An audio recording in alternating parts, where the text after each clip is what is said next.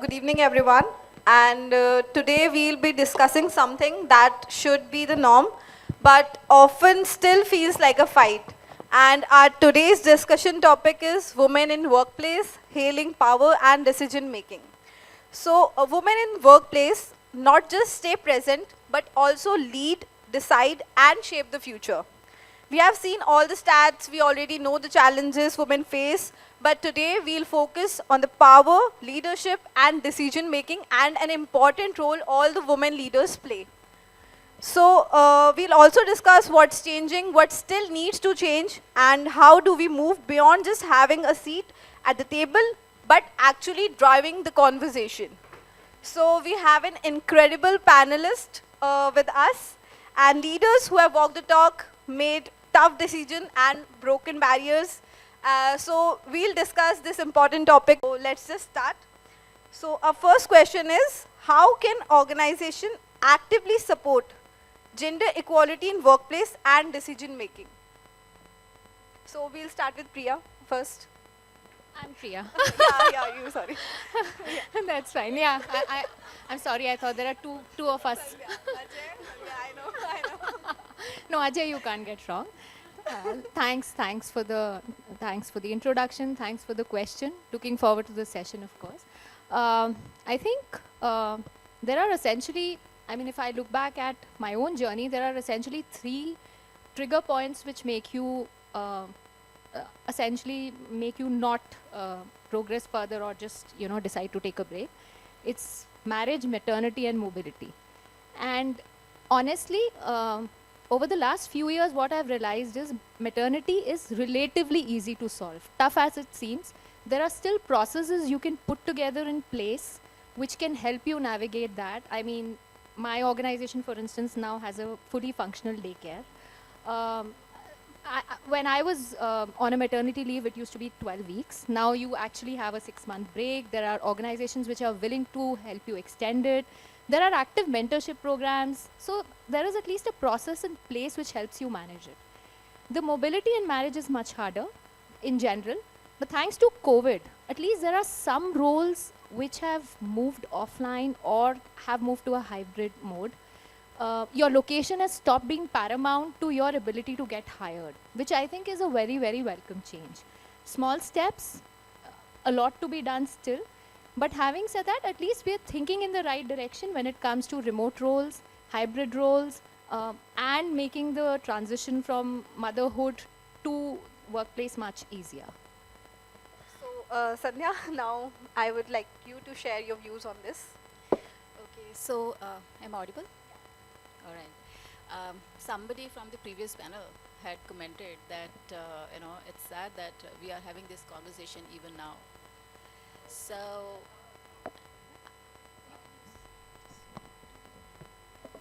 all right, am I audible now?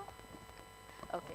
So as I said that somebody from the previous panel commented that it's very sad that we are having this conversation even now, after decades of, having thought over it, having implemented so many, initiatives, policies, so much of effort. There's one photo that I would want all of you to see. If you could just flash it.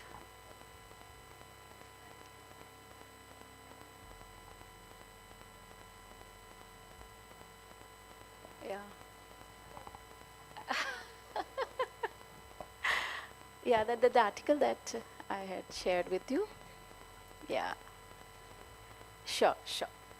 So this is an article which has appeared yesterday in the Guardian, and I would like you to have a look at it, and maybe somebody could volunteer and let me know what strikes, you on seeing that. And this we are talking about tomorrow, 27th of February.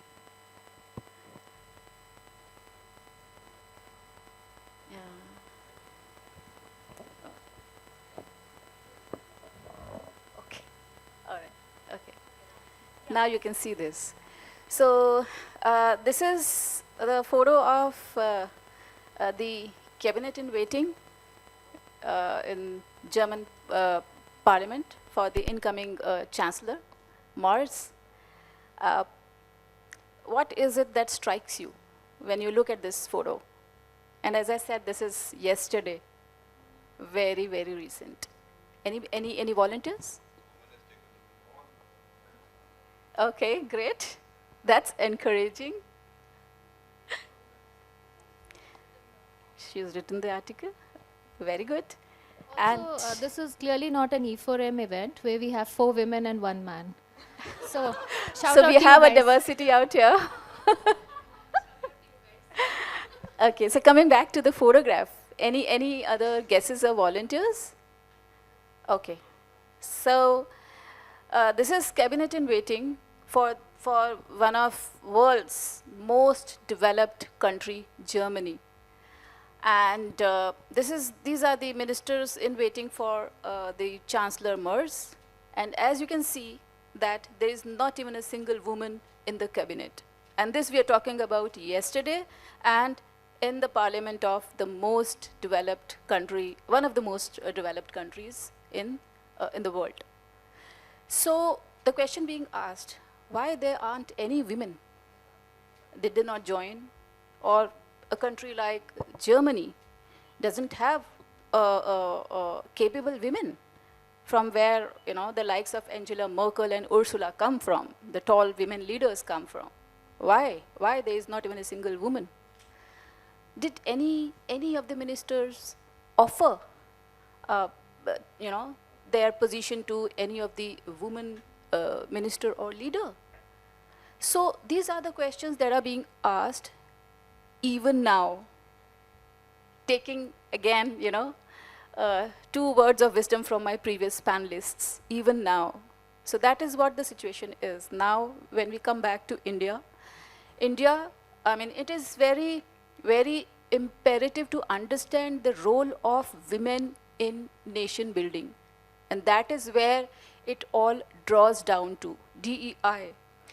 The parliament, the Indian parliament has passed 30% women representation reservation bill, and the company's law, 2013 law, it says that you have to have mandatorily 1 woman in the board of listed companies. So that is what sets the context at national level, and that is what we toe the line. At Vedanta, we have many policies which encourage women to take up leadership role, and it is not at a particular level, but right from the recruitment level, we have a diversified panel which has representation from both men and women. Then, skill development, and then, of course, there are many leadership development policies. But what the target, in sync with the national context or the target, we are aiming to have 30% representation of women leaders across the board. And we already are, on track. We have already reached 23%. Not sure the correct figure right now, in terms of the rounding, but this is where we have already reached right now. So what I mean to, imply is that women are an important element to unlock the nation's potential, and we have our national regulations supporting us, and so should all the organization. So, thank you so much. Well said, Sandhya. So moving on to Nisha. Yeah, we'll take the perspective of the Ladies first. individual. Yeah, ladies first, who diversify this panel at the last. Today is about women. Okay, I think some of the very key points that Sandhya and Priya mentioned here, I would like to talk about from a corporate perspective. I think there are various stages at which, and some of these things are very obvious, but till the time we really don't have systems in place, I think things will not move. So, for example, with respect to it starts with hiring people, actually giving diversity as a target that, so currently I work with a, fintech startup, Grip Invest. We have a 35-65 ratio, okay? I know we aim to be, equal, but we are there at a stage, and that is diversity is something that is a key component of how we hire also. Secondly, I think from a pay equality, I think that is something that is always said. We talk about how, there is inequality in terms of, pay grades, okay, for women and men. I think that also, again, reforms needs to be taken there. Then creating that environment, right? Flexibility of work hours.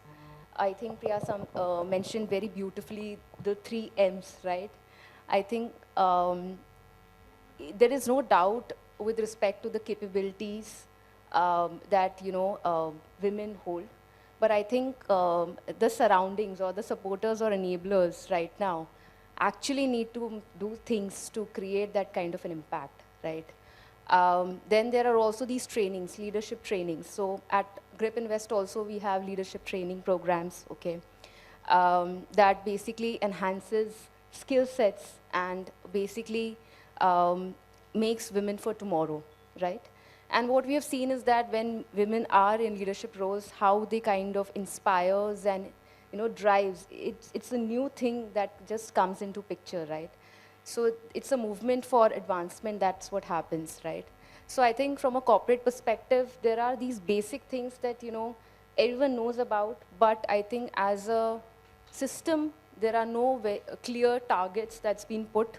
And I think while we have employment, engagement, surveys, and we say that great workplaces, all those things, I think this factor also should be evaluated when we look at corporates and work. Yeah. So thank you for sharing your views, Nisha. So coming to Ajay, yeah. The diversity here.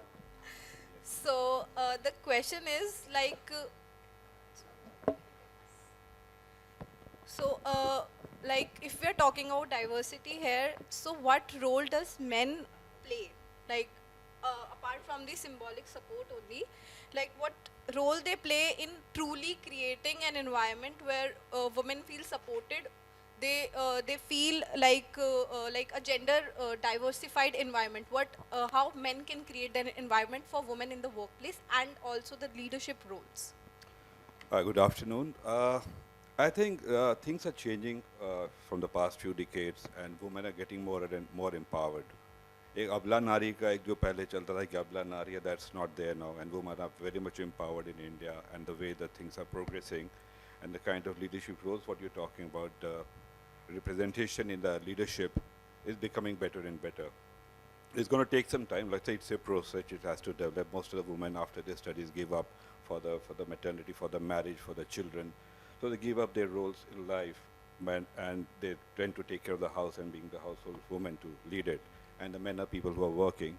But I think things are transforming and changing, and women are taking more and more shape into the corporate world. So I think this is important. From the Fortis healthcare perspective, I work in a healthcare chain. So the ratio for the gender is 65 to 35. I think 60-40, because most nursing, the paramedics are women in our network. So this is one of the most empowered women-centric organization what I'm working for. And as for the representation, the board is also concerned. We've got 2 women and 5 men who are part of the board, and that also, like, we are still working on how to make it better. But I think, these things have to change. And for the nursing also, like, we have got some brilliant programs, like we talked about the maternity leave and daycare centers for the children, and all this stuff anyway has been provided. And besides that, we are providing some good, important leadership programs for the women to participate and get empowered. So in which we have started a nursing program, like nursing, basically they step to a particular level, they don't grow beyond that. So what we have said, we shortlist around 10 to 15 nurses who are from the mid or basically little experienced ones, and we send them for a leadership program with Tata. So after this leadership program, they have an opportunity to get on the board of the company, to lead the hospital as the facility director or the managing the hospital chain as a leader. So that's also empowering them, and FICCI also appreciated our warriors on this. So I think it's in the pipeline. Things are working, and more in participation is going to happen in future, and women are going to be more empowered. Okay, Like you said, you work in a women-oriented environment. So, what difference have you observed in a leadership when a woman in leadership and when a man in leadership? Personally, on It's a a very personal. controversial question, but I think I think no, not much better. I won't say. I think they shouldn't. The women shouldn't misuse their power. No, no, jokes apart. I mean, not that way. So I just want to raise something controversial for all the women to shout at me, especially the panel. So, लेकिन एक चीज़ तो है अबला नारी and the different kind of cases where the men get caught nowadays, the posh and everything in favor of women. So there's nothing for the men to file their case and nobody's going to listen to them also. So it's for sure. So I mean, if your boss or maybe you're reporting the woman, if she's good, that's good for you. And if she gets aggressive, so obviously it's going to be trouble for you. That's my personal take on it. But anyway, the people have to balance it out. I think more and more professionalism has to come into the workplace. And I think it's not going to be a problem and things are going to be good. And now I think somebody's going to fire me. Go ahead. Okay, all right. So my take, men are not the problem, men are the solutions. I think that calls for a round of applause now. So I'm not going to fire you. All right, Kamala Harris didn't understand this and she lost, right? So what we have to understand is that, I understand there are a lot of biases. Yes, there are still, as I just showed it to you. However, again, as I said, that men are the solution. So it is the mindset. I mean, again, we talk about the cliched word mindset, changing the mindset. And yes, it is still there and we are still talking about it. But,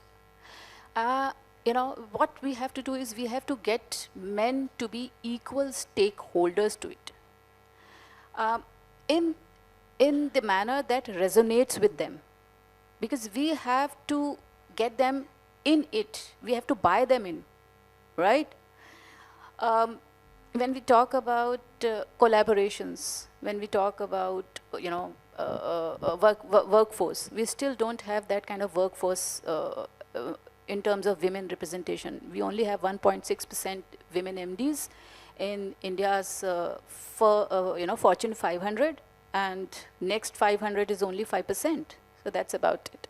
So we are still at it. So what it means is that we have to link the DEI with nation building, right?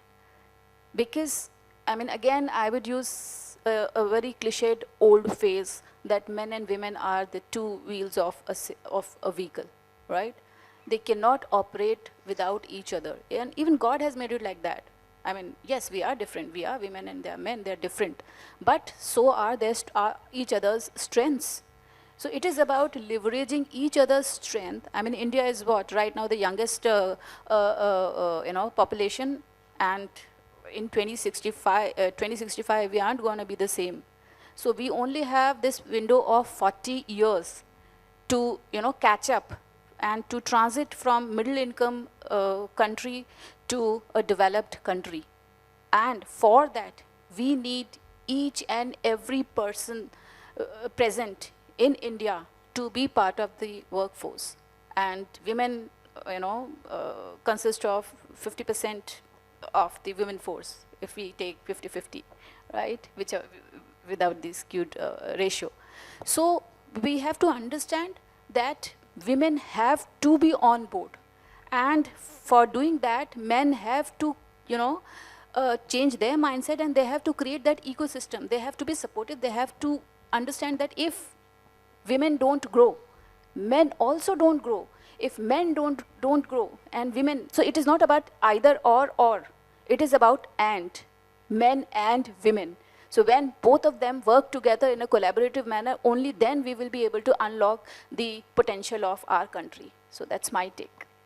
So, moving to Priya, we have heard the perspective that women who are too assertive are often perceived as too aggressive, while those who not seen as maybe they are lacking the leadership skills. So how can we dismantle this bias? And what advice do you have for women who are navigating this challenge? I think couple of things would like to sum up from what I heard. I thought the 35-65 ratio is actually very healthy. because in most organizations it's actually 2025. So, and appreciate the really progressive policies. And I think Sandhya has beautifully summed up essentially the entire panel for us. And Ajay, of course, yes, we're giving him a hard time. But yeah, having said that, see, I think one thing which I've noticed is the higher you grow, especially up the corporate ladder, your life is about difficult conversations. You are having a lot of extremely unpleasant conversations, and I have someone for my team, I keep telling her that all the time, that your life is about more difficult conversations and you have to figure out how to have them. I think, one, the context and the way you say something is important. You can be assertive without being rude. Probably if I have to give a cheat sheet of how I manage it, because this should also be about sharing experiences. It wasn't initially easy for me having hard conversations. I would actually rehearse them in my head. I would simulate the whole exercise of having to talk to somebody when it was a difficult conversation I was aware of. What would I say? What can be the pushback?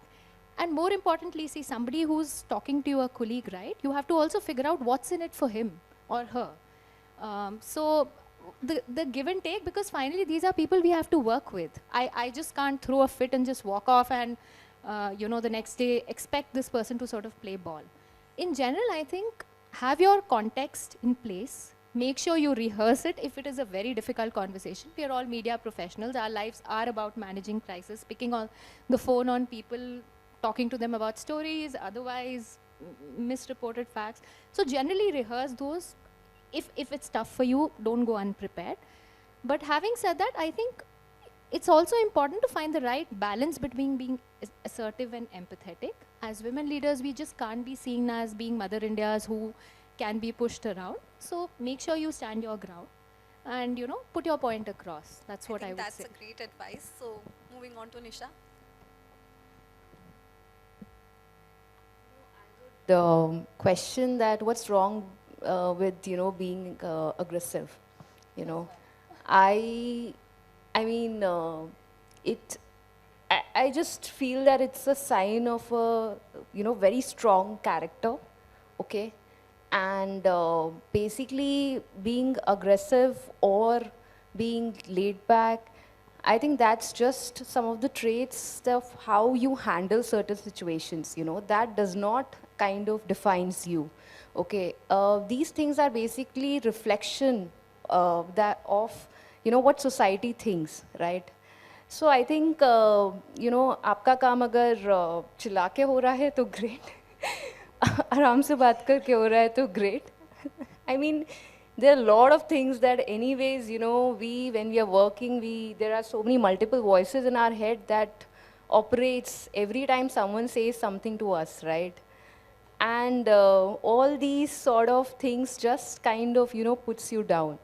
So I think there's nothing wrong to be, if you want to be aggressive, there's nothing wrong to be, to show aggression at work, yeah. I think that's a very honest perspective.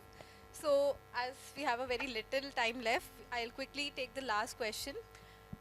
What's the one advice would you give to the next generation of women leaders who wants to enter the leadership roles and achieve that level?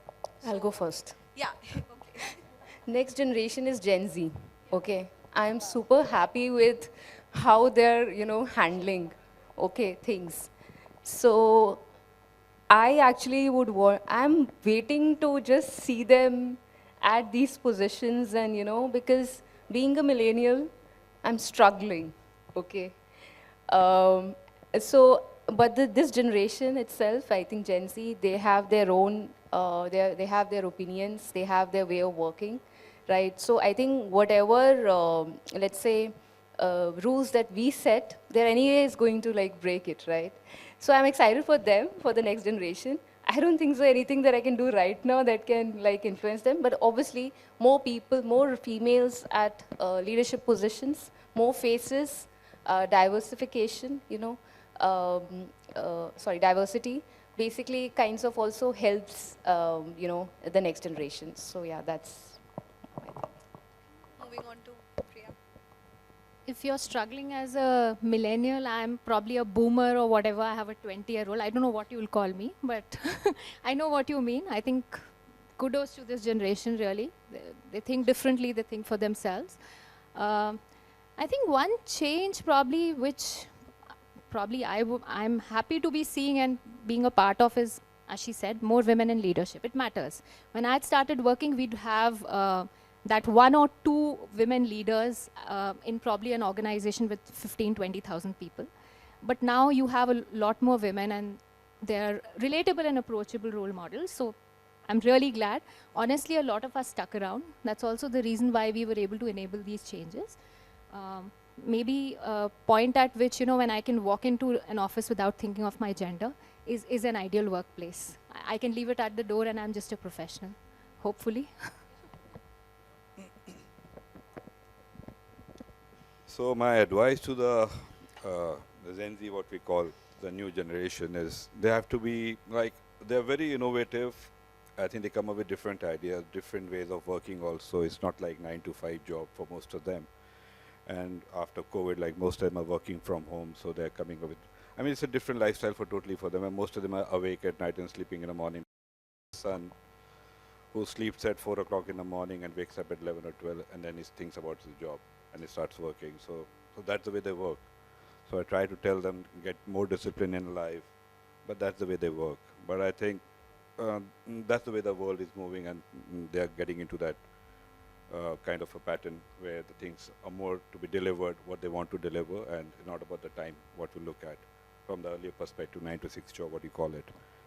And I think my only advice is be professional, and I think more and more women are coming forward, more and more women are participative, and they will be in the leadership role for sure, and it's going to be a bright future for India as a country, because you'll have, when you talk about gender bias, there are women not being in the corporate world, less women participation, that's not going to be there. So because it's going to be equal for everyone and equal participation, which is going to make it better for all.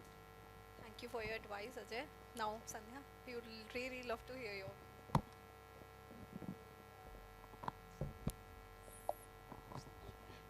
नहीं, mic अपने आप बंद हो जाता है. Alright. So, being in the industry since last more than 25 years, I have handled many Gen Zs in my life across India, across European countries, across US multinationals, even Middle East. My last organization was SABIC, which is now Saudi Aramco.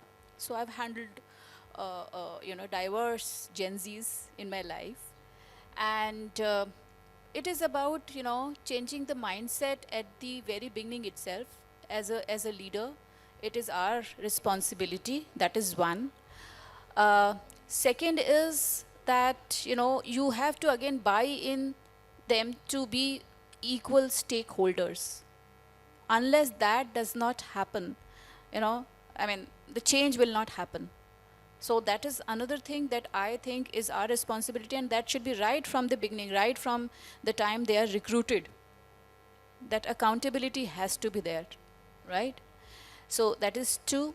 And I think people, there are many initiatives which are being, taken by many, all the organizations are doing that. But it is very, very important for them to get it from inside. Again, as I said, it is not about DEI per se. It is about being collaborative.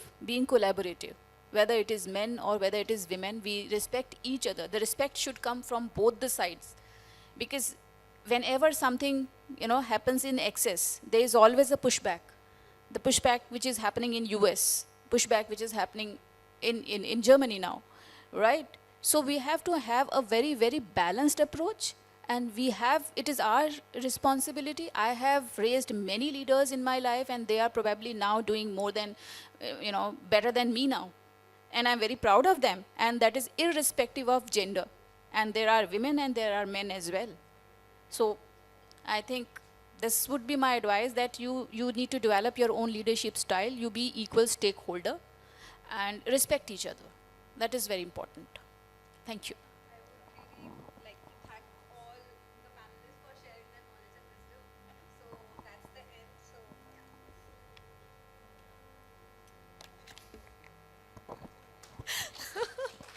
Yeah, thank you all the panelists for sharing your knowledge and wisdom with us.